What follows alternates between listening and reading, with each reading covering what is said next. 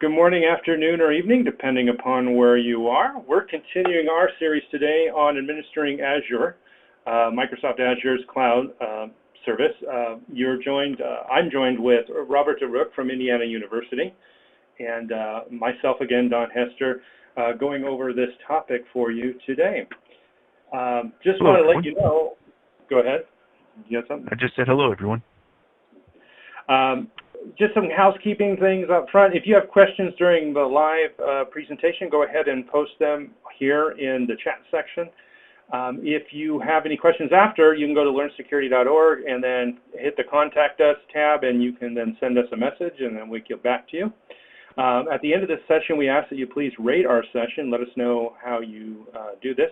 You can keep this session for CPE credit or continuing education credit. The nice thing about BrightTalk is it tracks how long you are in the session. So if you need to report back for one of the organizations you work for CPE, you can use that for it. So it tracks your attendance and keeps that for you.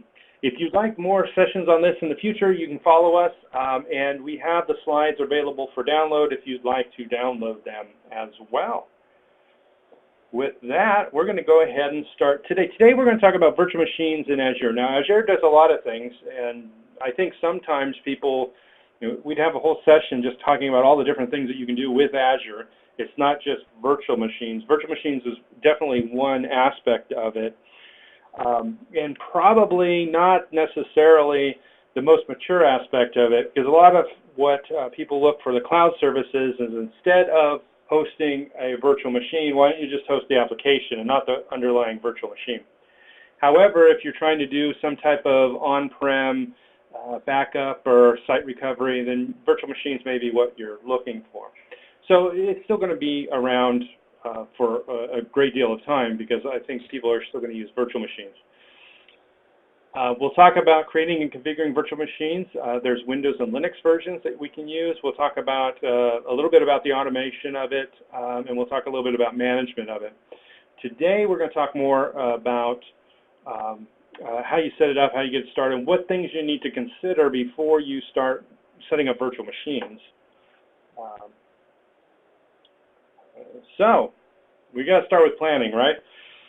And one of the things we want to start with is the network that we're going to set this virtual machine up on. One of the things we have to consider is, where is this machine going to exist, and then how is it going to connect with other machines?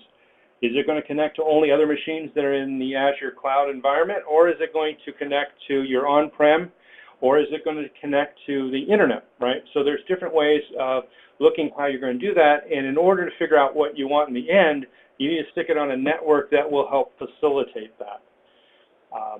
Obviously, you're going to have to pick a name for the VM. That seems really kind of simple. There's a bunch of other things you're going to have to do that are kind of like simple like that. You know, pick what name you want it to be.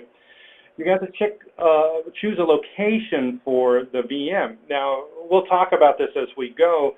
There's a lot of different what we call regions where data centers are that you can set up virtual machines. Those are set up around the world. So you can set up virtual machines, in Europe or in the North America or South America, wherever you want to set them up. But why is this important for planning? Well, typically you want the virtual machine closest to the people, the users that are going to use it. I mean, it doesn't make sense to have people in Europe accessing the servers or the workstations that you have, the VMs you have, in the North America, and have to go across the Atlantic Ocean to get to it, right? So you want to choose a location to be closest. Now, there's a caveat to that. What is available in each region may be different, and what you particularly need for your solution may only be available in certain regions, or may be less expensive in certain regions. So you have to take that into consideration as well. So that's a part of what you have to kind of do when you're planning this. The other thing you have to look at is the size of the virtual machine that you want to use, and what's its use case? What are you using the virtual machine for? Are you running some type of advanced big data analytics? Are you running a database? Is it a website? Is it an application? What is going to be the most important part of that machine? Is RAM or processing going to be a bigger concern for you? Is storage going to be a bigger concern for you? So you have to kind of know a little bit about what you're going in there.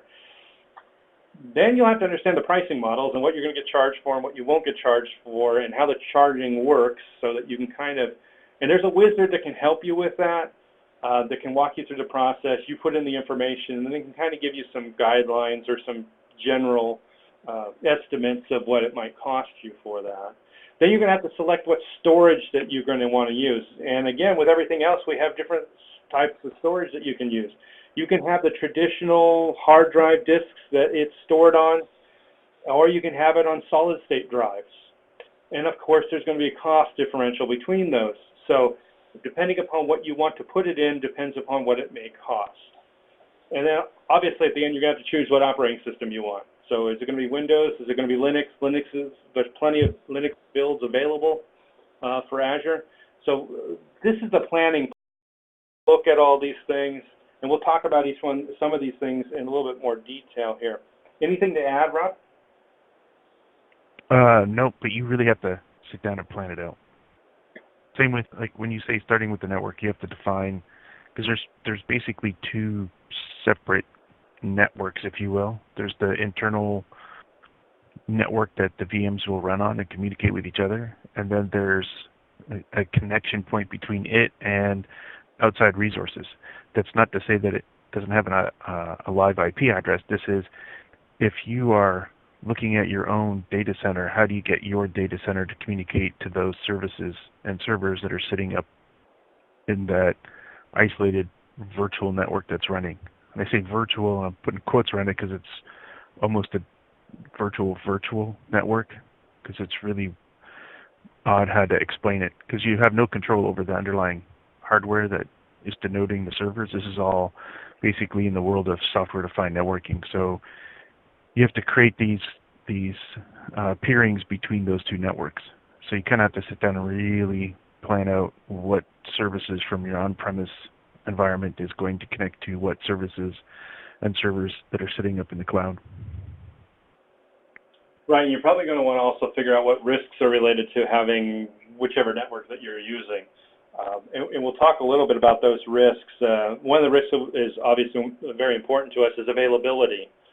And making sure that we have, generally if we put something in the cloud, we're assuming some type of availability standards, right, or an SLA type of thing, like how often do we want this up? Do we want it up 99% of the time?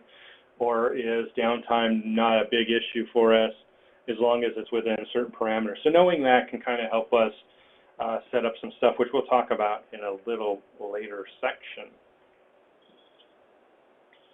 So you want to just continue talking about the networking side, Rob, since you already got that? Sure. So the networking side, when you start and create, well, let me back up first. When you first get to your portal and your subscription, you're going to find that you have absolutely nothing there. There's a whole bunch of stuff that's available for you to click on and fire up, and usually the first things you'll want to create, number one, is going to be a resource group. And a resource group is basically just a bucket that you're going to put all of your similar resources in. I'll give you the example, and you'll see this later in the demo. When I go through and create a new, let's say I'll create a new server, Windows server. So I'll create a resource group that's going to hold my VM, but that resource group is also going to hold the virtual network that I'm going to assign that virtual server to reside in. And that will have a non-routable IP address.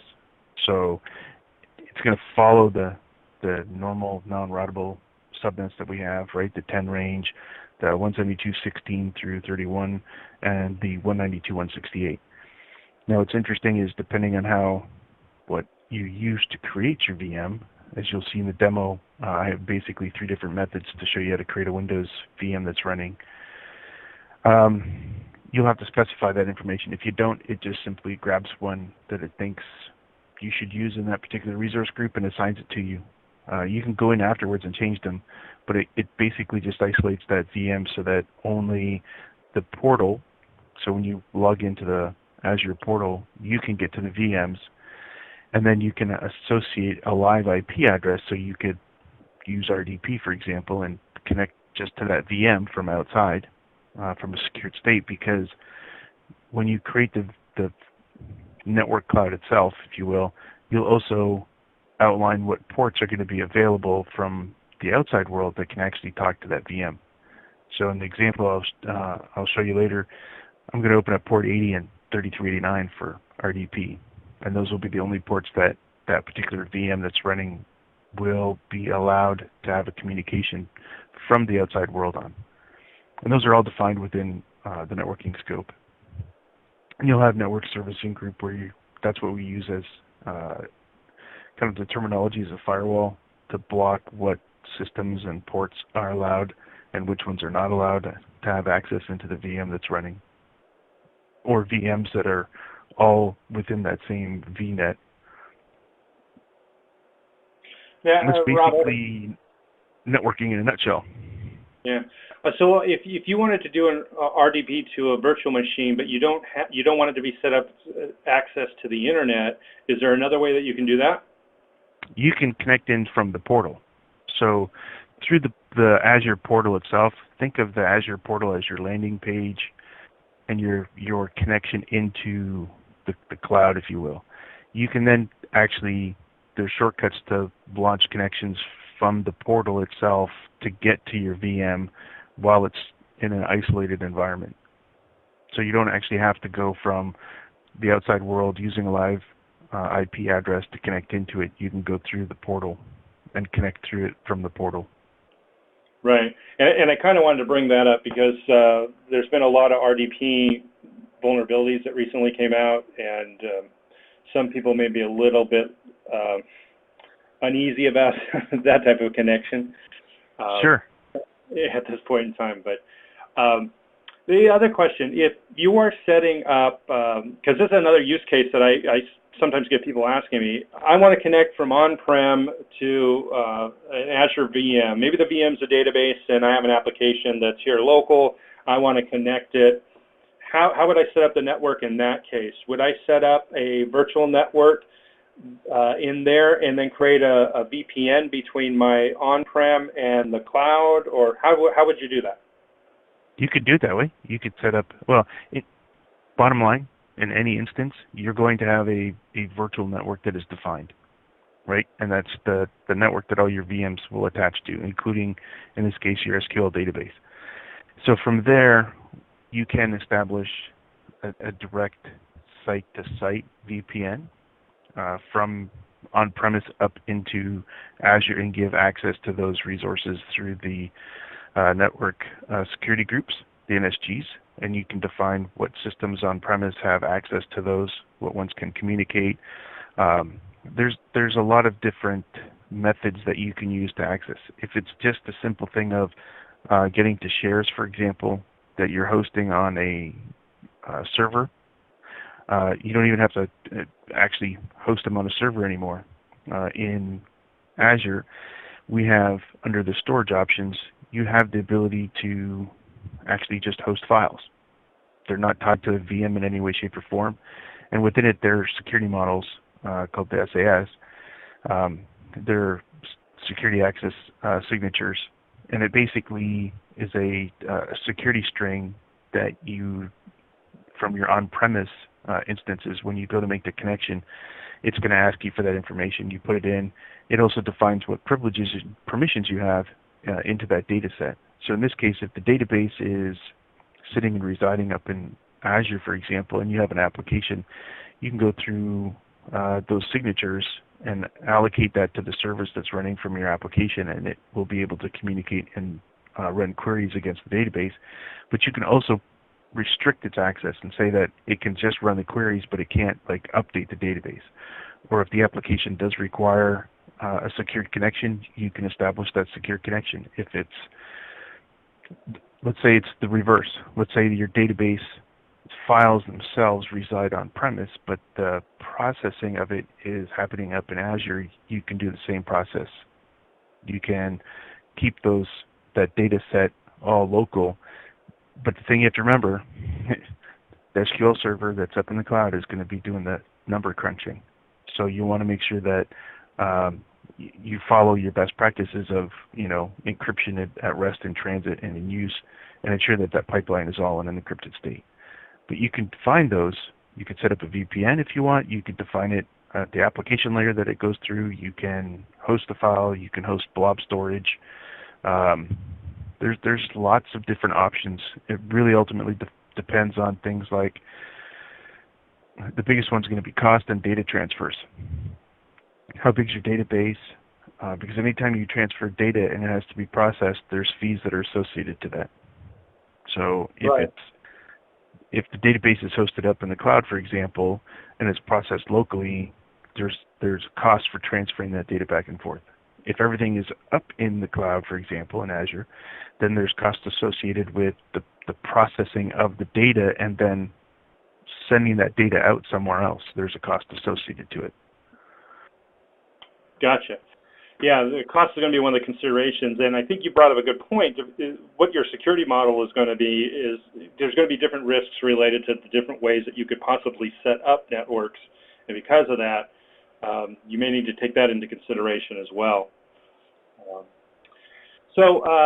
Locations. So there's data centers, and they're grouped around the world, and I don't have a screenshot of their current ones because they continuously are adding stuff as you go, but they group them in geographical regions, and the geographical regions are, so that you can pick a data center that's closest to your organization.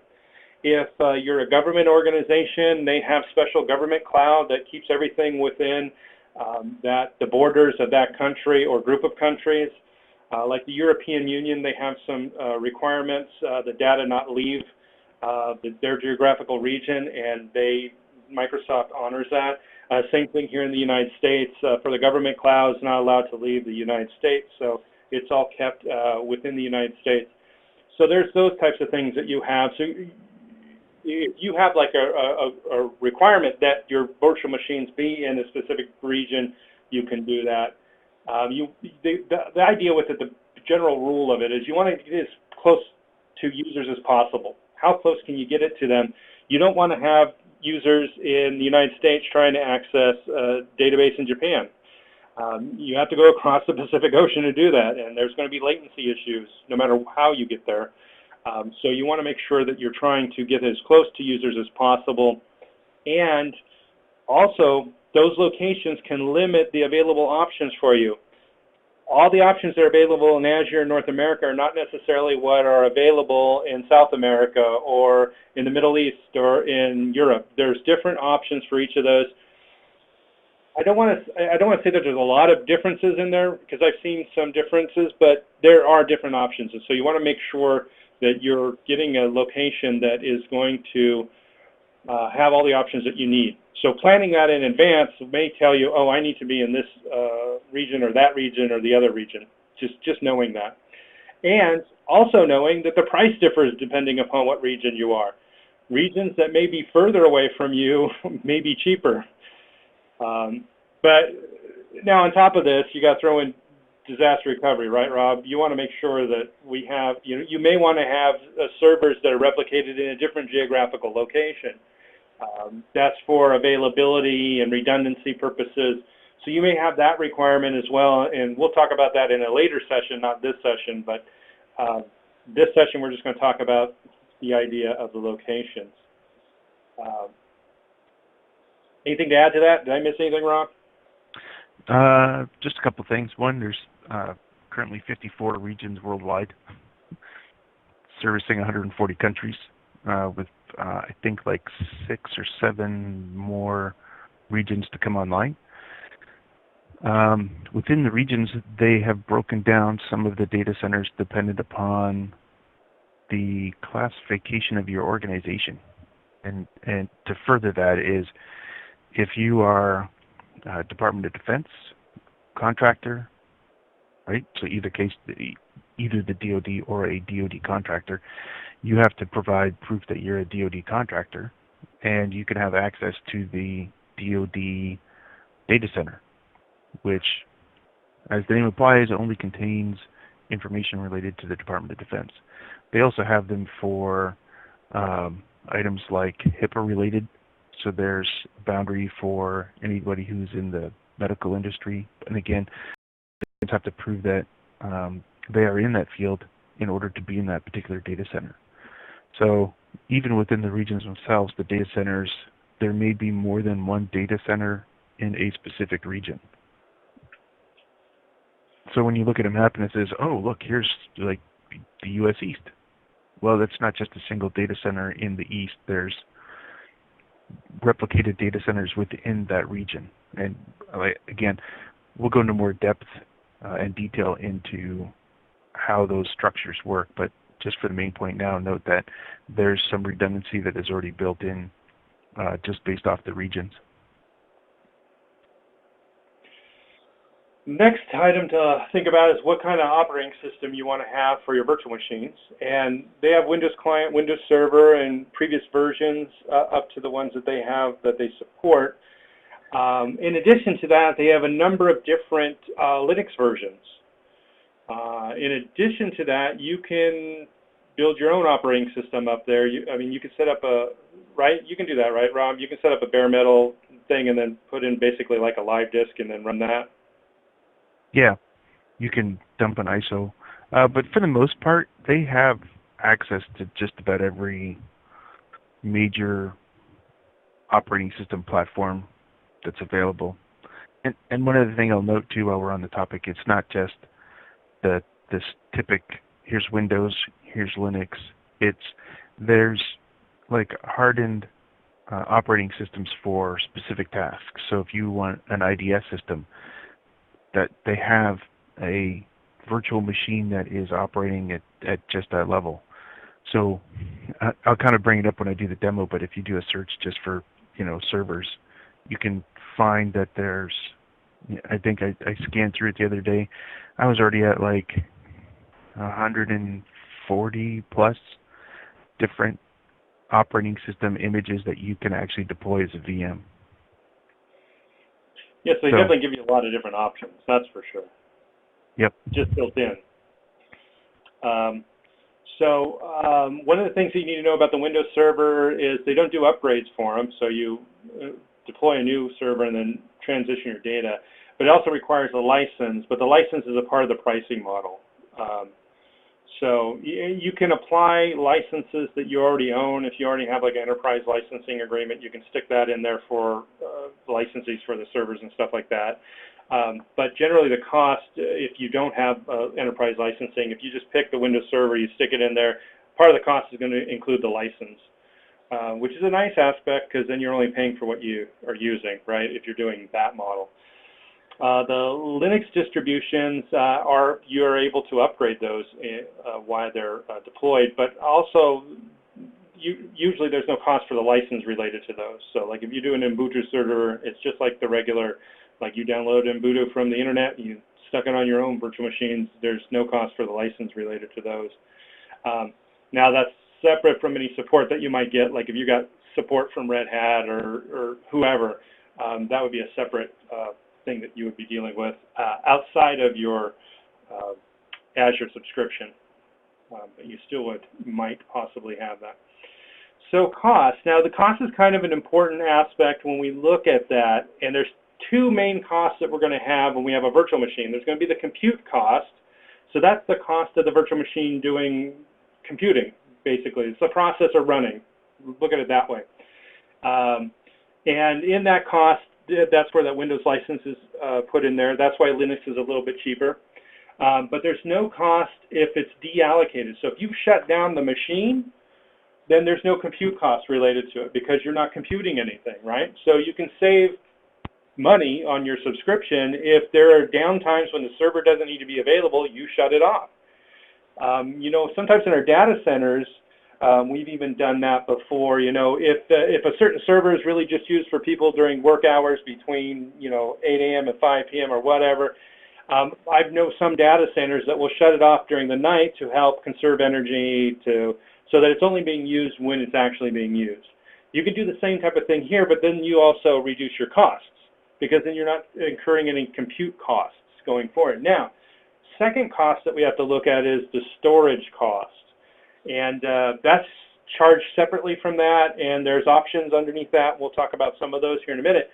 But if you shut the virtual machine off, you're still using storage on a hard disk somewhere. So Microsoft's going to charge you for it, right? Now, if you shut it off and delete it all, then yeah, then you don't have any cost because you don't have anything stored there. So you have to consider that too. How much data do you need to actually have up in the cloud, because you're going to get charged for all of it. Now, the nice thing about it is you can get charged for what you're actually using and not, you know, if you had a data center and you bought a bunch of disks, you know, or some type of storage compliant appliance, like a storage area network or something, like you buy a bunch of disks and you think, oh, I need a terabyte of stuff. You have to buy a terabyte of disks. Nice thing on the cloud is you only pay for what you're using. So if you're not using a terabyte, you don't have to worry about it, right? So, and there's a little bit more we'll talk about.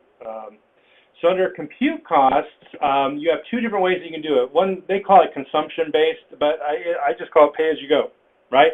Put a credit card in there, and you pay as you go for the compute time that your machine's using. On the other side, the reserve virtual machine instances, basically you're paying up front for it. So you sign a contract for a year or 3 years saying, I'm going to use X amount of compute time, and then when you do that, they give you, you're basically committing up front that I'm going to use the machine this much. So you have to have some statistics on how much you're going to use the machine. But when you do that, you save up to like 72% is I think what they say. Now that's kind of a huge savings, right? You're saving up to 72%. So you could always overestimate a little bit that, you know, you figure out like I'm going to use X amount of compute time, and you just buy, you know, that amount, and then if you don't use that amount and you're a little bit less, you're still money ahead. So they're definitely getting you into this situation where they want you to pay for, like, not necessarily a subscription, but if you pay in advance, you get some savings. Now from their side of the fence, it makes sense for them to do this because now they have a 3-year track record. Okay, we can assume that these people are going to use this much compute for the next 3 years, and so that helps them size the data centers and how many servers and workstations, or how many servers and how many processors and how much memory they're going to need over the next 3 years, so that they can do a better job of, determining exactly how much they need. Had organizations, larger organizations, that come to Microsoft and say, hey, we want to outsource all our data center to you, and what kind of good deals can you get us? And I'm sure you can get even better than that, but and that just kind of depends on what you have. Anything to add to cost on that, Rob? Anything I missed? Nope. That's pretty much it. Now, depends. The next thing I have to do is talk about, they call it VM sizing, but I don't know if sizing is the right word, but we're going to use their terminology for it. It's like, what's the purpose of this virtual machine? What's its main workload going to be? Is it going to be a general purpose machine? Is it going to be a machine that's going to do a lot of computation? Or is it going to be a machine that's doing a lot of storage? Is it going to be doing any deep learning stuff? You know, what are you going to use it for? Do you need it to be more like a supercomputer, or do you need it to be more like a, you know, departmental server? You know, so you have to kind of figure out what you want, so you're not paying for more than you need, and that you're getting the right virtual machine for your situation. So the different types that they have general purpose, compute optimized, memory optimized, storage optimized, GPU optimized, or high performance compute. So you can pick each one of those that you need. Now, if you're just going to set up an application that somebody's going to use, general purpose is probably going to be what you need.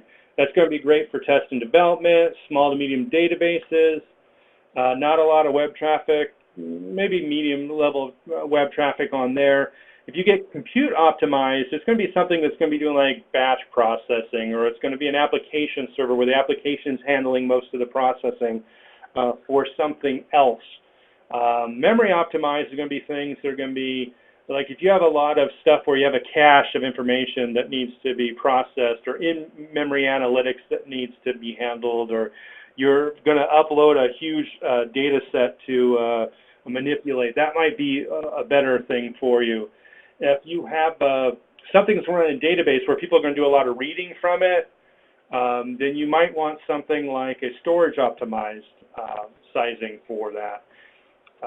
So that kind of gives you an idea of where you're going to do. You're probably not going to get to the high performance compute or GPU type of compute unless you have a very specific type of situation where you're going to use it. Generally, you're going to pick one of the other four. It's really going to be just based upon your particular normal IT needs.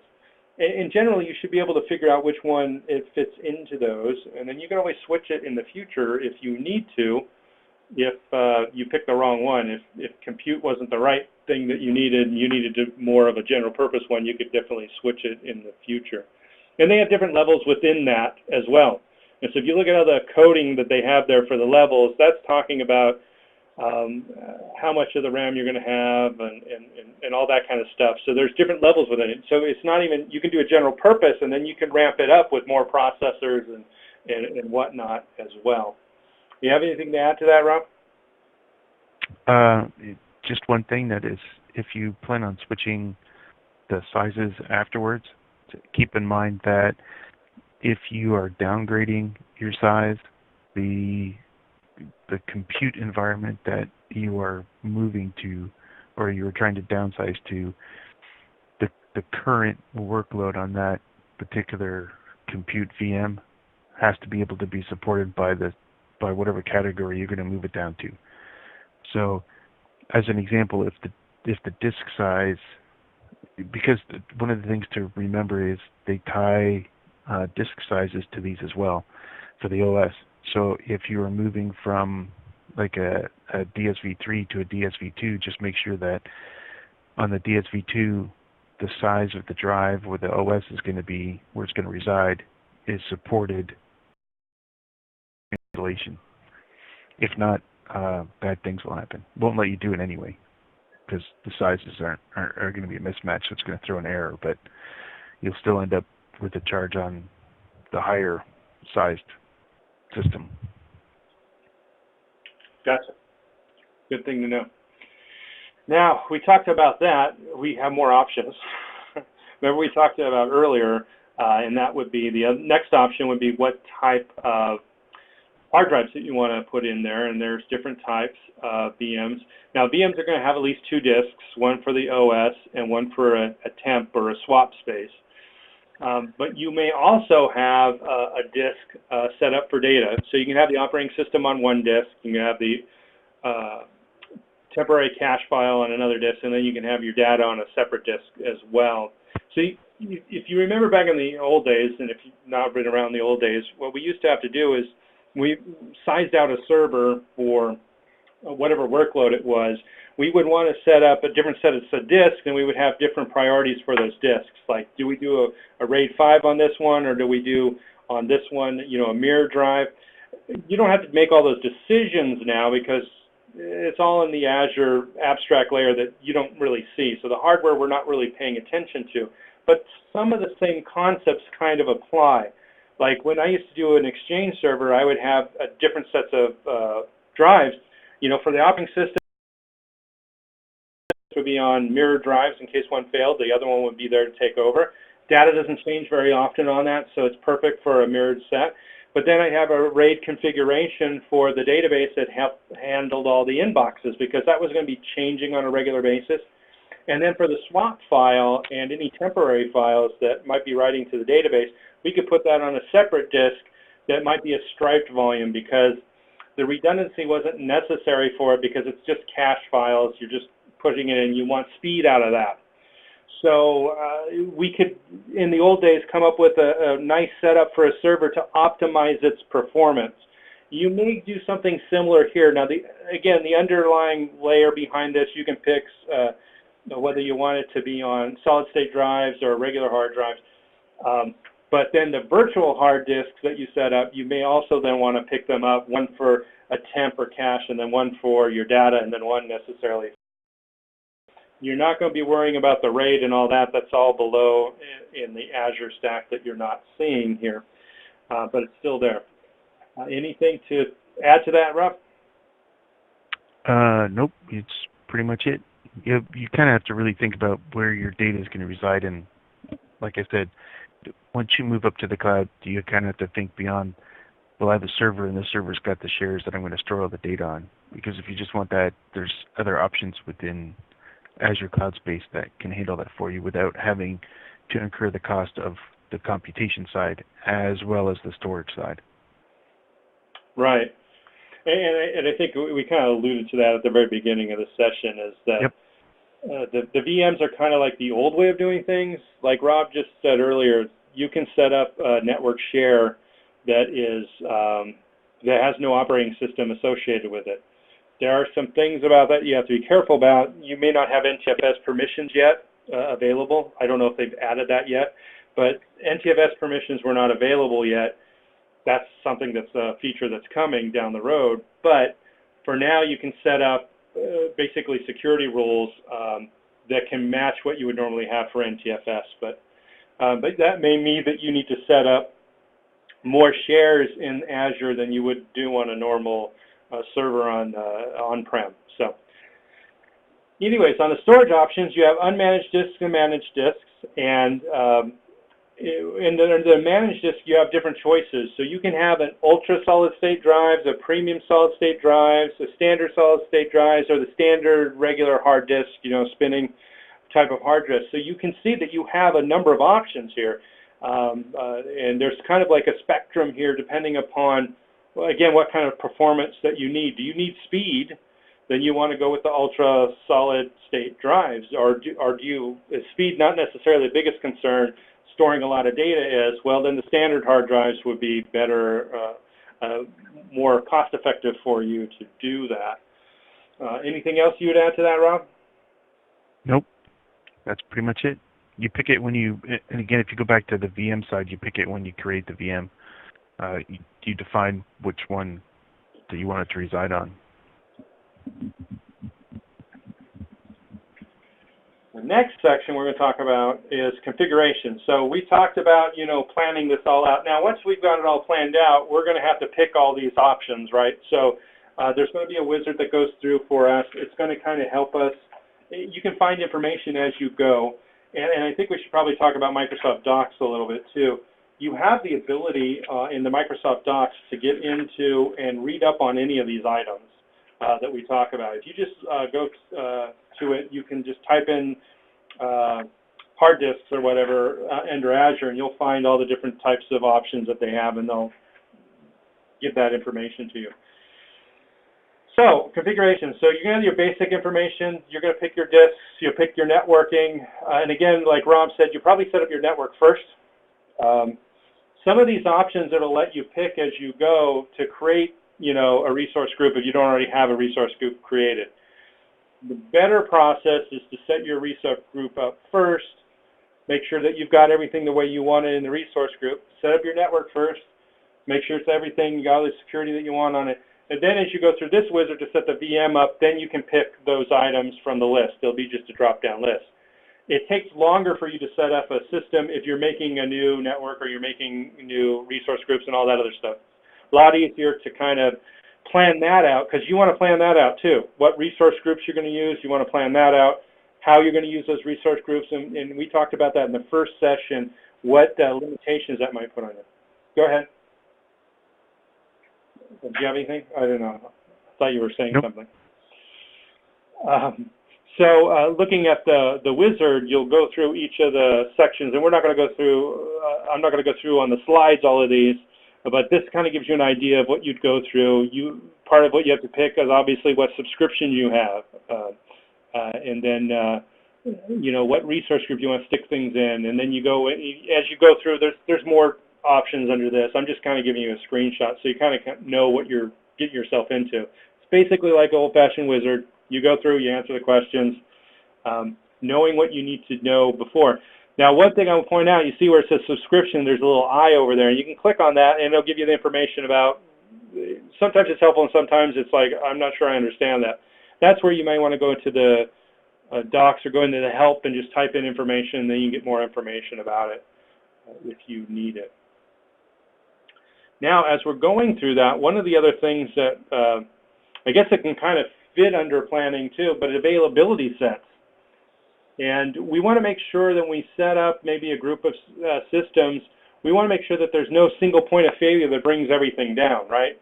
So we want to make sure that we spread that out across multiple physical servers, compute racks, storage units, network switches. So we may want more redundancy for higher availability, and we can ask for that basically from Azure. Now, obviously, it costs more when you do that, but so they have things that they call fault domains and update domains. And the update domains is basically they're going to plan maintenance on updating the underlying infrastructure of Azure, and you want to set up update domains so that all of those systems that your stuff is on, right?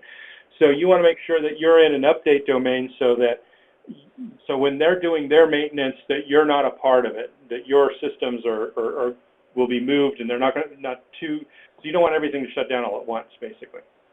Now, a fault domain is basically any items that you have, and a lot of this you don't necessarily always know, but I mean, you have a little slider that you pick that doesn't really tell you exactly like what rack am I on and when's that rack going to be, have maintenance on it. You don't know those types of things. But you do know if you have a fault domain that it's on the same set of hardware switches that share that single point of failure. So if they're all in the same fault domain, that's something you kind of want to know. And then, you may want to say, hey, I don't want these to be in the same area so that I can have that higher level of availability. And they have a little graphic that kind of is helpful here to show you, like, you can have an availability set. You have two virtual machines, both running on IIS. Presumably, they're, hosting the same application. But notice they have them in two different fault domains, and physically they're on separate racks in the data center, so that if IIS-1 goes out, IIS-2 should still be available. So that you have that redundancy there for the availability set. Same thing with the databases, setting them up across an availability set so that if one rack goes down, your system is not impacted by that. And you have the capability of selecting what your availability sets need to be. And when you'll see that when you say create availability sets, you can then pick that. Do you have anything to add to that? Nope. Spot on. Now, the next item is scaling sets. One of the big things about using the cloud is I want to be able to ramp up or ramp down depending upon load. Like, I don't want to pay for 50 servers if 2 servers matches the load, right? Because we're talking about costs, right? Cost of storage and the cost of compute time. Now, if I have something happen, I may want to run up another server so that so the machines are going to be responsive, so that users that are accessing it are going to have, a good experience of accessing it. And you may want to ramp them up and ramp them down. One of the things that I think it was RSA quite a few years ago, actually, they were talking about eBay was doing a presentation about the cloud, and they were using Azure at the time, and they were specifically using it for the scale sets. And what they wanted to be able to do is ramp up during the year when they needed extra VMs, and then when they don't need them, scale them down. So a good example that they used is they have 2 super busy seasons of the year. And I always ask people, what do you think the busy seasons of the year is for eBay? And everybody was saying, well, Christmas time, that makes sense, right? And that's a very US-centric answer now, isn't it? So I asked them, when's the other time? And they were all trying to come up with all kinds of ideas. And the second time that it is in February or around Chinese New Year. That's the second big time where people are doing a lot of purchasing.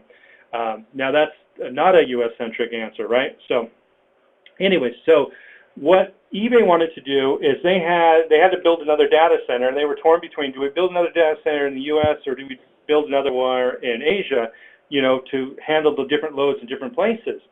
And they said, well, why don't we just switch this to the cloud? We keep our parent data centers that we have, but when we need to ramp up, we will ramp up additional virtual machines in the region where people are at the time when people need to have them. So as needed, we'll ramp up more virtual machines in North America for the Christmas rush when people are buying stuff, and then we'll scale that back in January when people are not buying as much, and then we'll scale up in February in Asia when when it's Chinese New Year and people are buying a lot of gifts at that point in time. We can scale up over there in that data center. So you can see how this is very helpful, and it's the most cost-effective way. If eBay had to make 2 data centers, one in Asia and one in North America, to meet the load, they would not, I forget what they said the cost was, but I think if you go back, you can probably look at the RSA old stuff, if they still have it on YouTube and stuff, you can probably watch the session if they recorded it. It was really fascinating, them talking about the cost, how much it was going to cost for a data center, and how many millions of dollars they saved by just doing Azure, and using this thing of scaling up and then scaling down as needed. So you also have the ability with this is to automate that. So you can do this manually, you can do it with the interface, or you can use it with the PowerShell, whatever you need to do. But you can also have it set to AutoScale. So you set up rules to automatically adjust based upon capacity.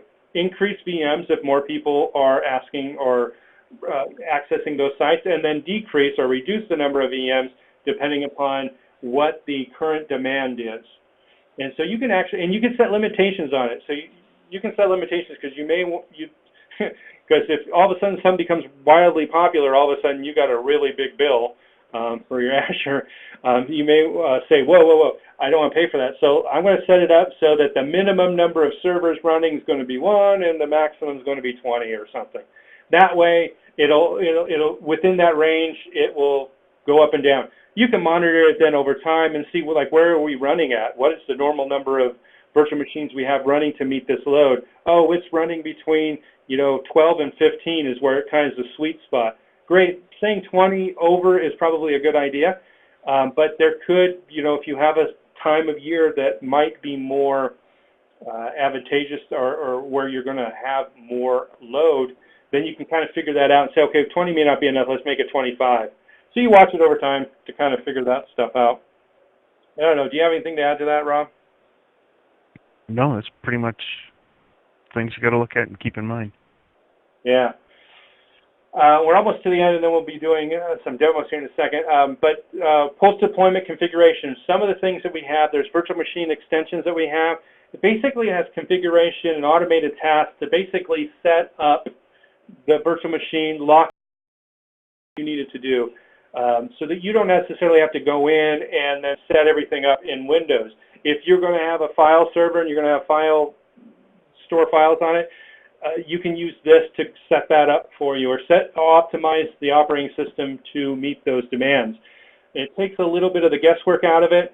You also have the ability, if you already know what you're doing, you can come up with a custom script, and you can manage it with all the different Azure tools that you have. So PowerShell, everything we talked about last time, the templates, the Azure Portal, all that kind of stuff, you can use those tools to manage this as well.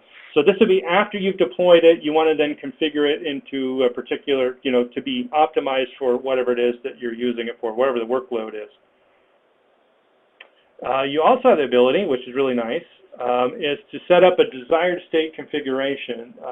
And basically, you set up what you want the computer to be like, and it can make sure that that desired state is maintained going forward. This is really big on the, I think they call it the governance side of things, but it's really big because for security purposes, we want to do configuration management, right? And so we'll make sure our configurations are at a baseline that we have, that we know, that we've tested, that we know is secure, and we want to make sure that happens going forward. You would have to, if it's on-prem, you'd have to have some type of other mechanism to kind of continue to make sure you have that desired state configuration, whether it be System Center or Active Directory group policies or configuration templates or whatever. You would have to have some type of mechanism, or third-party products. You have to have some type of mechanism that would then maintain that configuration going forward, and then hopefully report to you also that if it's been changed or it's deviated from its configuration. But then if it did, put it back to where it is. I have a little link there. If you want more information on those, it's docs.microsoft.com. That's where you go to find all your information, and you can find out more information there also about all the Azure stuff that we talked about. So it used to be, what it used to be? It used to be TechNet, right? You go to TechNet or Microsoft.TechNet or /TechNet. Yeah. Now it's technet.microsoft.com. Actually, that link still works, so if you go there, it will actually take site, and from there Right. you can actually look at other things other than the docs, right? Yeah, they all kinds of stuff in there. Deployment guides, all kinds of stuff. Just go in there and search. You'll find all. Hopefully you'll find the answer that you're looking for, and if it's not, then you may have to do a Bing search or Google search to find what you're looking for. So we're going to go to some screen sharing, and Rob's going to show us some demos. And you ready for that, Rob? Yeah, sure. Let's see if this is going to work. Nothing like testing on live TV, right? Right. Screen.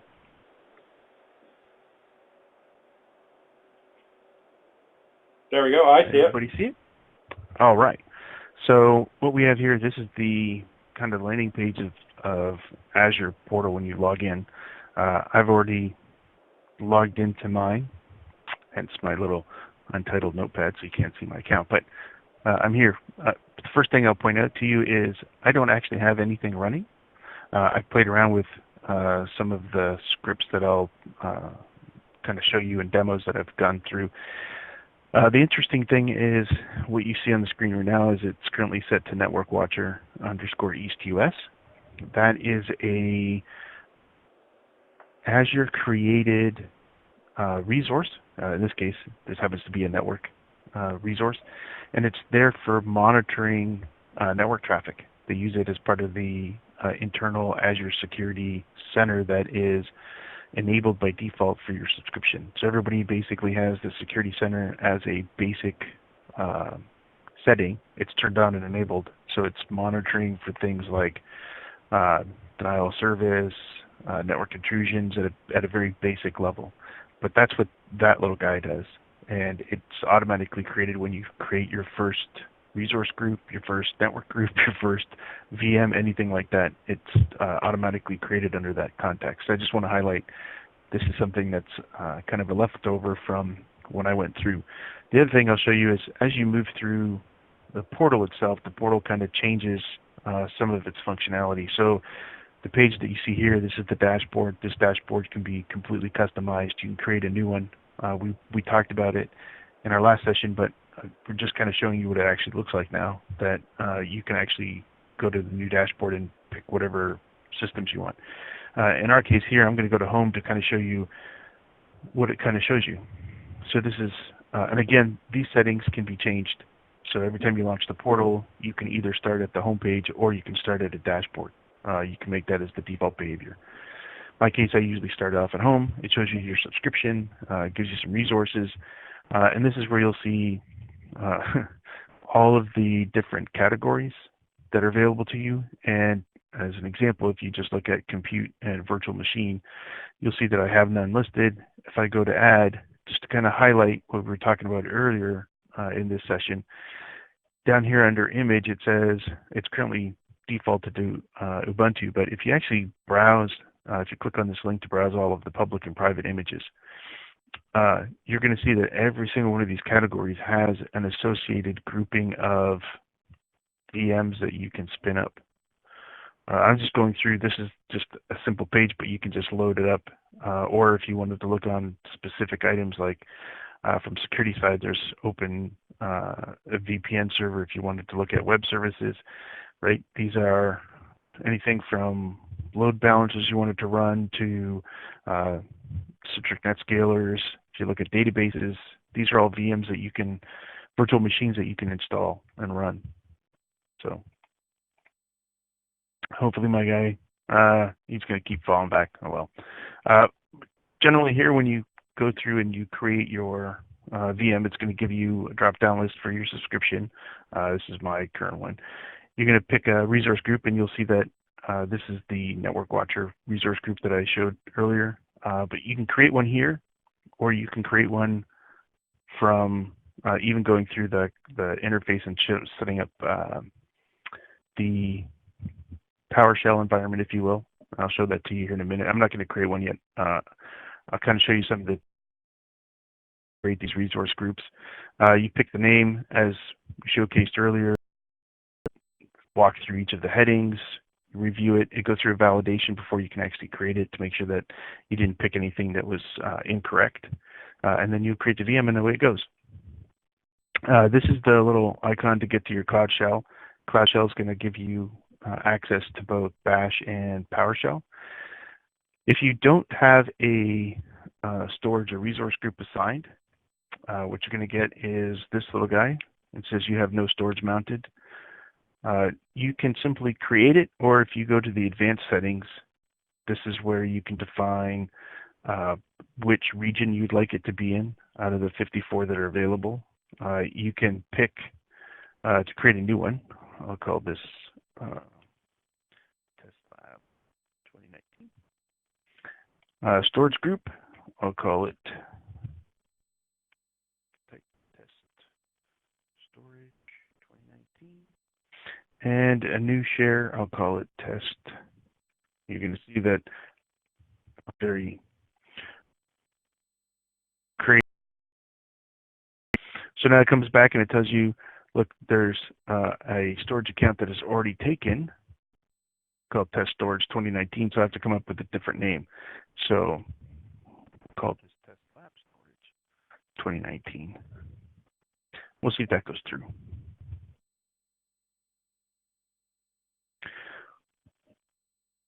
It looks like it will go through as, yeah, because it did not generate an additional error. So it's now creating my Bash environment. And if I go back to the All Resources tab to kind of show you, you'll see it eventually build out the storage group. So you'll see the resource group that I created. Eventually, it will populate. Takes a while for it to kind of sync up. But what's interesting is if you don't want to use Bash and you want to use PowerShell, little drop-down arrow, you can change, confirm that you want to switch to PowerShell, and then you'll have a PowerShell environment.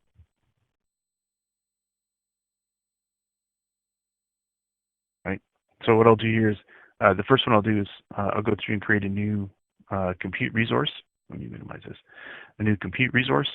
Now I'm just going to pick the Windows Server 2016 data center, and you'll see that I can choose that resource group I just created.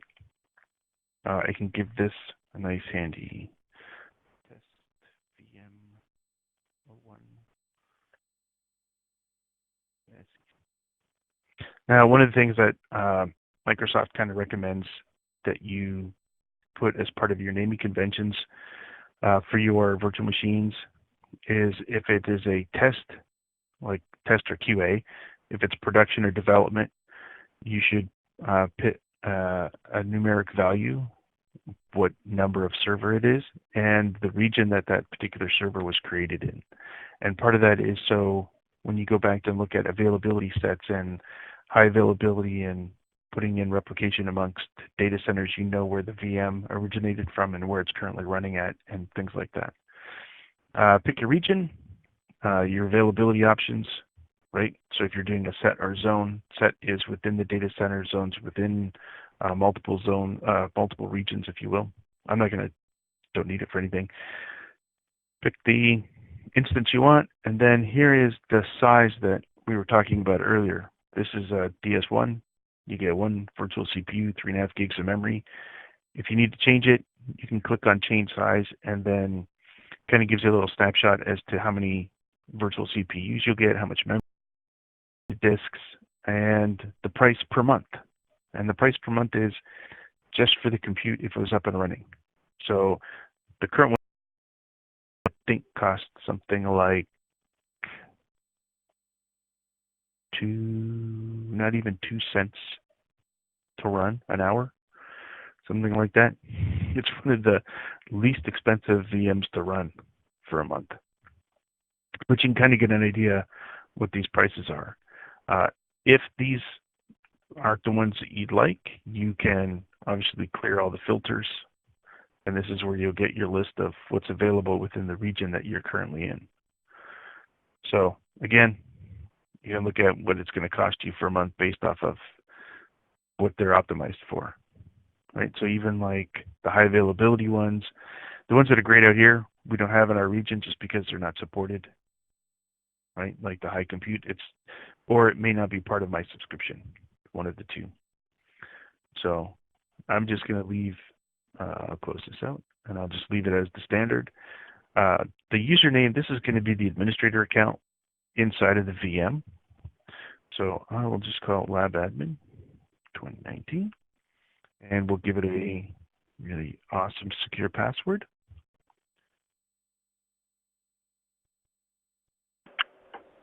Is the password going to be awesome? No. It's a really good password.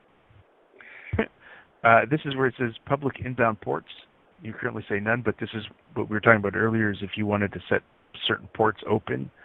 So if you wanted HTTP or RDP access, you would enable that. I'll leave it as none. And then, yes, if you want to save money.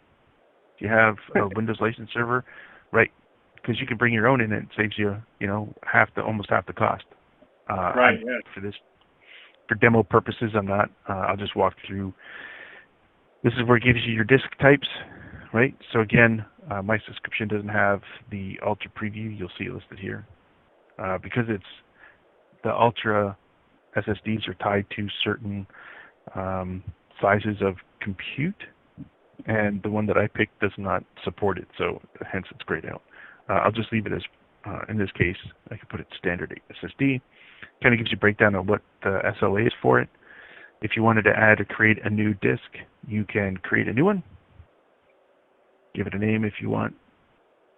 Or hosting disk, or if you want, you can use unmanaged and tell it what you want done.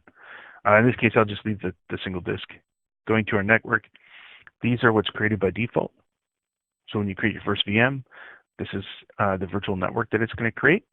So everything after this, when you create your next one, you can specify these criteria, this virtual network, this subnet, and if you're going to allow what the connectivity type is from the network security group, the NSGs. Okay. Load balancing, if you want load balancing, turn those items on. Go to management. If you want boot diagnostics, so if there's a problem with the system booting, you can get error messages. If you want the guest OS diagnostics, probably not. Most likely you're just dealing with the hardware. This is the storage account it's going to use to store the boot logs. The rest of it, if you enable auto shutdown, if there is a particular time you don't want the server to be up and running, it will shut it down for you. So in this case, 7 p.m. UTC time, it will shut the server down. So you kind of have to be wary. Somebody might be using it at 6:59, and lo and behold, the server just shut down. And then if you're going to enable backups, you can enable the backup on that particular VM, but that's another day. But this is where you could do it. In advanced, any other additional options that you want, most of these are going to be tied to your subscription and the compute size that you've picked. Tagging, as we talked about last week, if you want to group particular resources together for billing purposes, whether it's internal or clients that you're supporting, you can then tag. You can create the tags for it. I'll go through the review and create. You'll see that it goes through validation. It's passed. I can hit the create button, and it is now going through the process of creating my VM. Lovely name. That's during the during the stage. So if you actually, it's too small for me. it says create VM Microsoft Windows server Windows server 201 2019 08 22 13 57 43 overview. Yeah, that's a great name. I like it. That's easy to remember. Yeah. That's actually, it's going to pull in this information. That's just what they use as a temporary holder for the deployment and creation. So you'll see that the VNet, so the network security group is created, the VNet lab is created, the public IP has been created and assigned. It's now going through the build process. So if you actually go back to home environment, if you go back to all resources, you'll start it actually build up all of the required services before the system's up and running, which you don't see. So it usually takes a few minutes because you're deploying a Windows server. In the mean case, what I'm going to do is I will go through and show you this basic same process via PowerShell and from the command line. So in this one, we're going to do a new AZ VM. And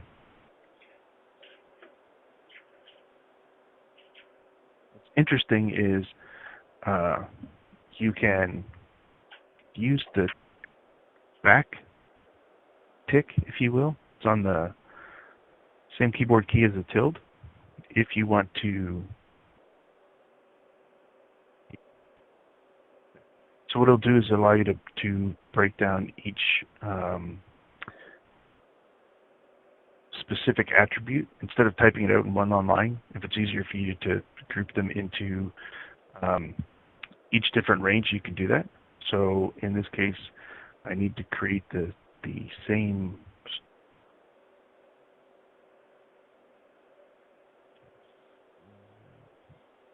And it's worth probably noting at this time that you can deploy a number of machines, virtual machines, using either PowerShell and referencing a file that has all the answers to the questions you just saw through the wizard, or a ARM template, right? Right. You can go either way.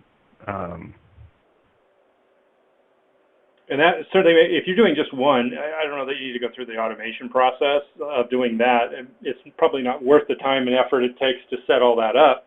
But if you're going to do one, if you want a consistent thing, you may want to use a template to make sure that you get it consistent every time you roll out the same type of server or service, that you get the same settings. So that's what it's useful for. And actually, PowerShell, if you have a script and you just change the values on it, and then rerunning the script makes it a lot easier too. So there's two different ways of doing it that makes it, very, very easy going forward in the future, but also can help you make sure that you always get it right? Because you're not answering it every time. You have a set that you already answered, and you just change the name or whatever the particulars are for this new VM, and boom, it can go ahead and create all those things for you. And do it in a batch manner, which is kind of cool. Right. So, I mean, you can, bash command I'll show you in a minute because it's a little easier than typing all this stuff out. But it would be the same options. And again, you'd probably looking at it from an automation standpoint, right? You'd build one, and then as an example for the system name, you'd probably use that as a variable to pull in a list of names that you were going to create from a scripting process, as opposed to just typing out each one. But for demo purposes, I just wanted to show you that you can go through and create it either through the portal itself or through PowerShell, or in the next one I'll show you is the command line using bash. And you'll see that it's a little easier from one to the other.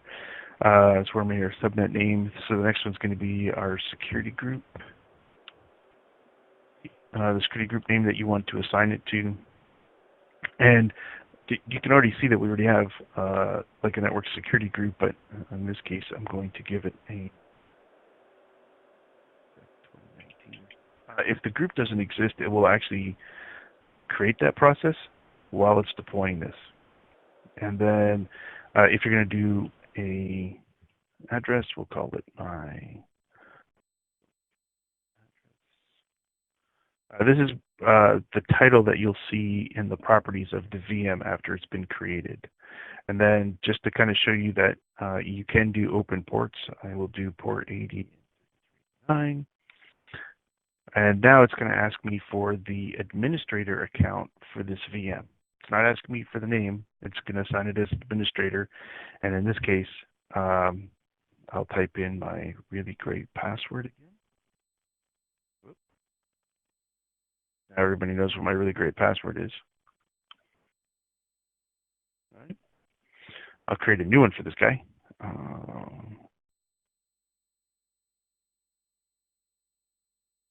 There we go.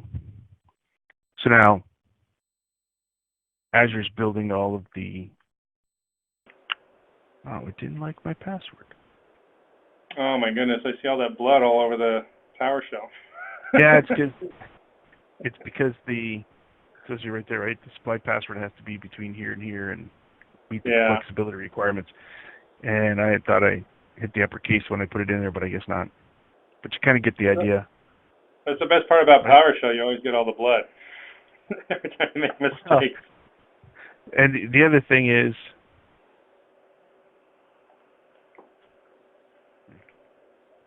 that should do it. Yeah, that will work.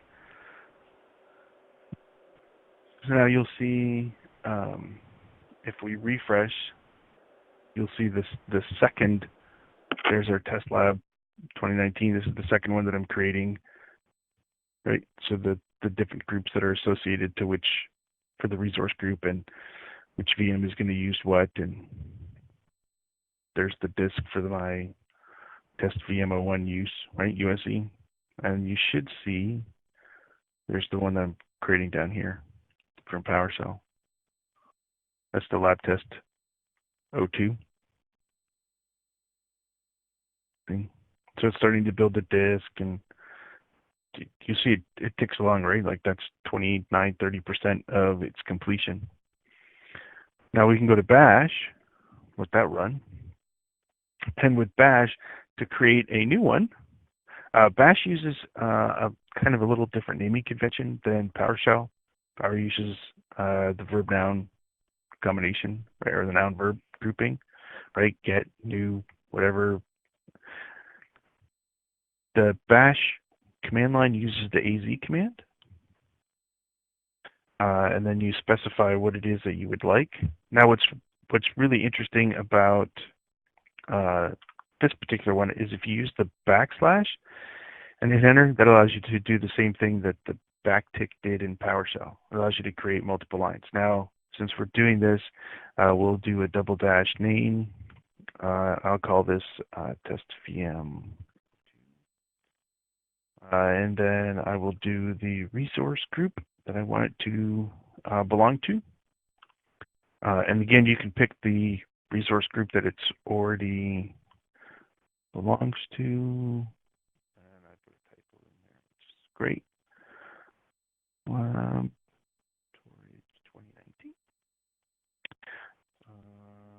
This guy. And then if you wanted a public IP address, you would just simply assign the public IP address. Since I don't want one, I'll use double quotes.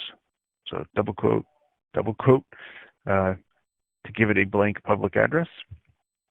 And then the last one is the image. And this is where you would pick the image that you want to deploy. And then you would hit enter at the end of it without putting a backtick in. It's going to ask you for the admin password that it's going to assign. It's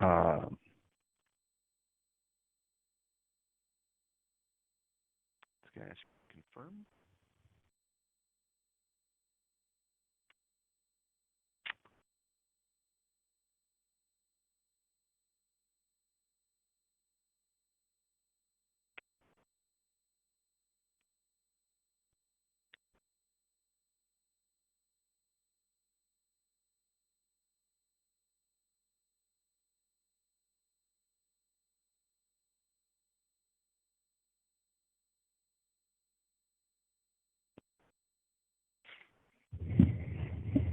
Now we've typed their new admin password.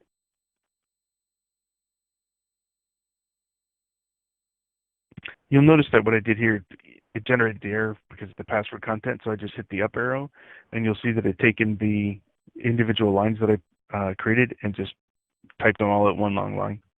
Either way works. And you'll see that this will start over here, as we called it. If you look here, test VM02. There's test VM01. As they're going through, you can look to see their process.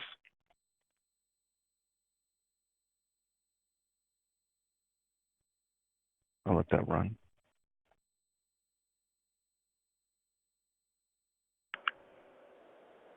You're not supposed to watch it while it runs because it's like boiling water, right? Right. So that's why I backed out, went somewhere else, and came back to it. So here's where you'll see the test VM02 down here. This is the system name that I just created with the command line interface. So those are the basic 3 VMs that we just created. Right? Awesome. One through the portal, one through PowerShell, and then one through Bash. Now, on the side note, because these are going to be, once you have created these, by default, they will be up and running. So if you actually go look at, let's go find a VM.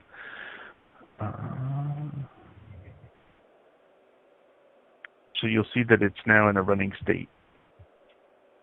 Right? Right, so you're going to be charged compute time plus the other time, right, the storage time. Yeah. So, right, some of the things that you can do at this point. Oh, good, they're all done. So I will exit out of that, just so you can just to highlight the reverse. Since we just created all these, you'll see all of our resources. If you click them all and then decide to delete them, you can say yes, in which case it will then kick off 17 tasks to delete all of the VMs and networks and associated things. That one caveat to this is if it is listed as a storage group, you can't actually delete it from here. So I'm going to have to wait till this process ends to delete all of these items. And you can see it's already deleting several of them. Yeah, it takes I've noticed it takes a minute for the update, the interface to update too. It looks like it's not deleted, and then you try to delete it again, and it says it doesn't exist, and then, yeah. Right. You just have to be patient. Yep, you have to be patient. And sometimes I've seen it in the past where even if you're patient and you refresh and you move navigation, sometimes it doesn't show, especially if you have added something to your subscription, right? Like, right. Let's say you've gone out and actually purchased the Advanced Security Center, right, or Sentinel. That doesn't reflect within the portal until you actually log off and log back onto the portal. It's really an interesting thing. So even here, as you see, it's still running away. It's going to tell you a few seconds, but if you hit refresh, you'll see that slowly but surely, each one of these is going to disappear. At the end of the day, what you're left with is these resource groups. Those were the two that I had created, one during the Azure client creation, and then one just to show you that you can specify a different resource group while you're creating the VM. But in order to actually delete these, you have to go into the actual resource group, choose to delete the resource group, and then type the name of the resource group.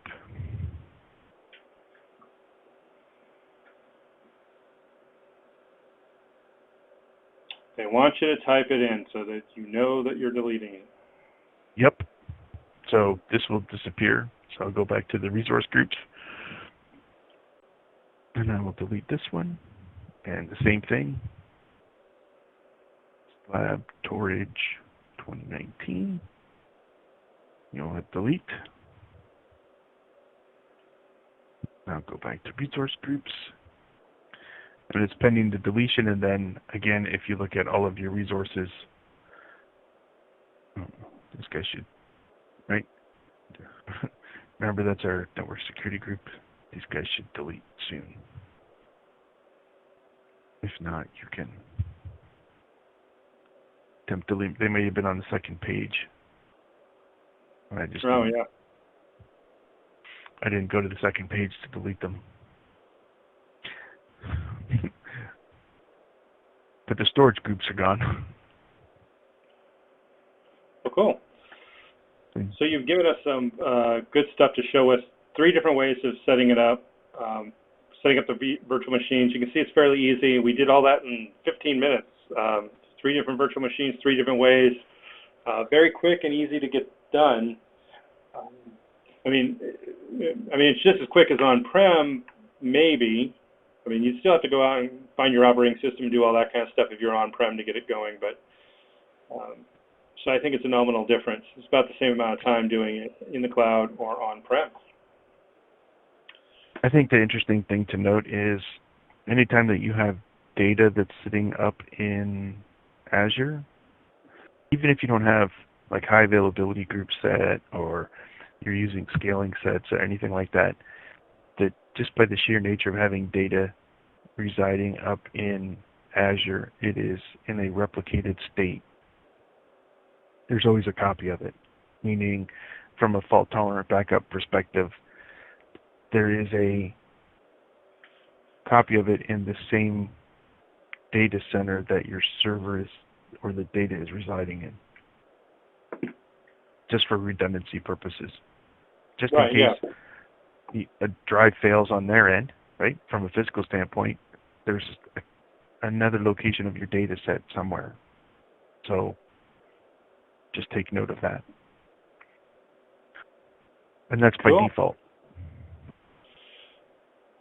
Time to go back to the slides, I guess. So that was the demos. Our next Azure one, we'll probably do that. There is an exam that Microsoft just came out with not too long ago, Azure 103, which is we're kind of covering some of the stuff that's in that exam as we go through these webinars. And particular ones is that I believe it's the second group of requirements for the exam, and that is to deploy and manage virtual machines, create and configure virtual machines for Windows and Linux, automate deployment of virtual machines, manage Azure virtual machines, and manage backups. So we covered pretty much most of it except for the backup aspect of that. We'll cover that later, but that's just give you an idea. We're not necessarily trying to follow the exam guidelines, but we are. So we want to give you all that stuff. And here you go is the exam. It kind of talks about each of the different areas. We talked about last time managing Azure subscriptions and resources. We still have to talk about storage. We talked about deployment of managing virtual machines today, configuring and managing virtual networks, and managing identities. That'll all be future sessions that we will cover, because I think that's also important. We'll probably also cover one session where we'll cover all the different types of resources that you have in Azure, because there's a bunch of them. And that's not necessarily on the exam, but it's things that you want to know, like what can I do in Azure? A lot of people don't know that you don't have to set up a virtual machine to have a network share. You can actually just set up a network share without a virtual machine. And then you can set it up so they can be connected to, from your on-prem systems. You can even map a drive to it. So there's a lot that you can do with it that's very powerful. And if you think about that, if you have a workforce that is outside of the office and they need to have access to the systems in the office, it's just as easy to have access to the virtual machines or the services that Azure can provide. And again, part of our thing is help you make the world cyber safe, and part of that is making sure that you understand how the tools work as we go. So understanding Azure will help you secure it better. We do have one question with it. Is it possible to create a temporary access for a web test Azure? You want to answer that, Rob? A web test as in, like, you just want to test it out?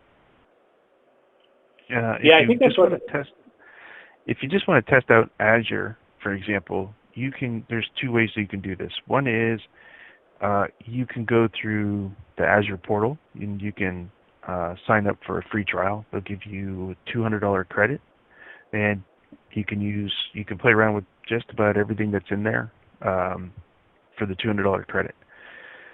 The second one is actually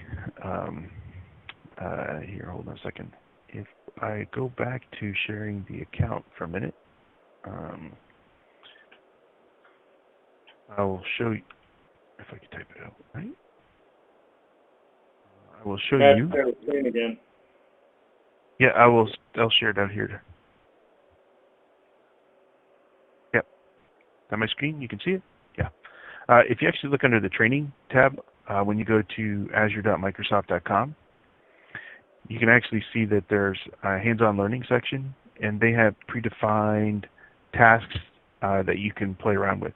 So if you want to create a VM, for example, like what I did in the demo they have a little lab that you can actually go through, and they provide you with the subscription information just to do that particular task. And if there was something else you wanted to play around with, as an example, in the hands-on learning section, they have stuff for like the development side. So under the roles, you can pick what area you'd like to focus in on, and they have associated labs that you can run through. Quite a bit, actually. Yeah, there's a lot of stuff in there. Right. So, right, you wanted to look at a connector, or you want to look at advanced options, or create a power app or something. They have little snippets that you can run through. So that's another way to kind of play around with Azure from a free standpoint. So those are really your two options. Yeah, the other option too, it's worth noting that when you use an email address, like you have a Yahoo email address or a Gmail email address, and you set up and you get a subscription and you get $200, after your $200 is up, you're done. And then you'd have to pay after that. But you can go set up another email address and get another trial for $200. So, and usually $200 will get you, you can do a lot of different things that you want to do. If you have a Azure subscription and you want to do a test or development stuff, you're going to get charged for it if you already have that subscription's already been in place. So you may want to think about that. Set up a separate email account if you want to try something out really quick. Definitely, if you haven't played with Azure yet, I would suggest you do that. I would suggest that you not use your corporate ID to use a trial until you are ready for the corporation or the group or whoever you're working for to implement those. I would go ahead and just use a temporary one with one of your email addresses, make another personal email address, and then just do a trial and try it out and play around with some of the stuff. Sometimes the best way to learn is just by playing around with it. I mean, that's the way I've always learned how to do it. So I try to deploy something, and that's how I remember when Exchange 2000 came out, I was like, oh, I'm just going to install this next, it'll work, right? Well, it's not like Exchange 5.5, right? So it's completely different. But I learned a lot from that experience because it failed 3 or 4 times to install because I didn't know what I was doing, but then I learned through that process. So I definitely think learning by doing a trial is a good idea. And our one little blurb about Mason Associates Cybersecurity, check us out. We do a lot of different cybersecurity activities. That's how we keep the lights on. If you're interested, no big sales pitch here, just letting you know that we have that. And please rate our session and then contact us if you have questions or you have something that you want to do in the future or see in the future. And follow us on our Bright Talk channel. You can connect with us on our blog. And we will see you later. Have a good one, everybody.